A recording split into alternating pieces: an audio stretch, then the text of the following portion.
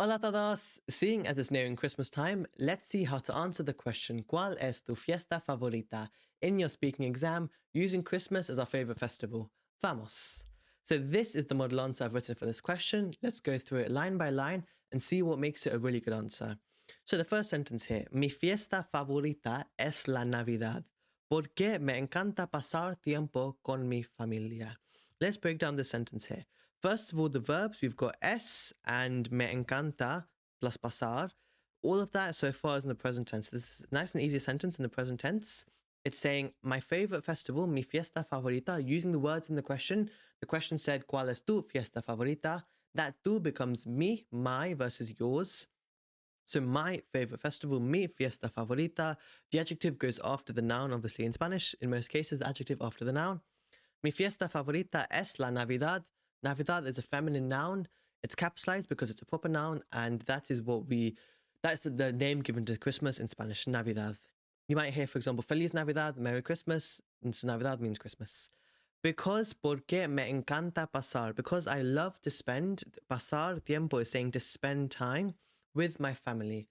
Quite a short and sort of easy sentence to start off with, answering the question directly by saying what my favorite festival is and a short reason why. Then we continue by saying normalmente. We're going to describe what we normally do on Christmas. So, normalmente decoramos la casa con luces y un árbol de Navidad. So, we decorate, decoramos is your verb in that sentence there, in the we form. So, supposedly my family and I, you could say, mi familia y yo decoramos. We decorate the house with lights. Luces is the word lights. In the singular form, it's L-U-Z, luz. But in the plural, it becomes ends in ces, like Beth becomes Bethes. The suffix changes when it's plural. So luz becomes luces. And a Christmas tree, un árbol de Navidad. Árbol is the word for tree. De Navidad, we're saying a tree of Christmas or a Christmas tree. Again, short sentence saying what we normally do, describing using some more of those present tense verbs. También, additionally, also, también ponemos villancicos. This is a particularly tricky word because it's specific to the topic of festivals and Christmas. Villancico is a Christmas carol, so we play Christmas carols and horneamos galletas. Galletas is the word cookies. Hornear is the verb to bake because el horno comes from the noun horno, which is oven. So el horno is the oven. Horneamos is saying we cook, in this case we bake, again in the present tense, in the we form, galletas, cookies. Then, el día de Navidad, the day of Christmas, Christmas Day, el día de Navidad. Nos levantamos temprano. We get up early. Nos levantamos temprano para abrir los regalos. Y después desayunamos juntos. So I've used the reflexive verb levantarse to get up. So we get up early. Temprano is how we say early. Late would be like tarde or más tarde, later. Early is temprano.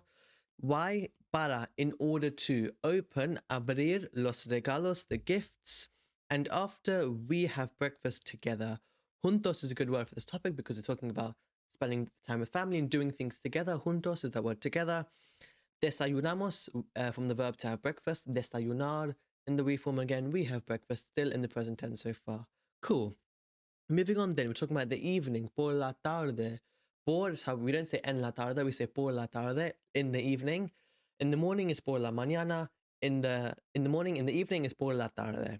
So in the evening, my mother, mi madre, prepares una comida especial, a special meal. In this case, comida doesn't really mean food, but it means meal. So a special meal with con pavo, verduras y un postre delicioso como el pastel de chocolate. 3 food bits of vocabulary here. Pavo is turkey, verduras is vegetables, y un postre delicioso como el pastel de chocolate. We're saying a delicious dessert, postre, such as, not saying I eat in this case, it's saying like or such as el pastel de chocolate, chocolate cake. Lots of vocab here we can pick up and use in the future for our own work. Moving on then, me gusta ayudar. Nice and easy, I like to help, me gusta ayudar. En la cocina, in the kitchen. Aunque, although, sometimes, a veces, aunque a veces es un poco difícil. Although sometimes it's a little difficult, or a little bit difficult. Again, aunque here showing something negative, although, or something like positive, that contrast, isn't it?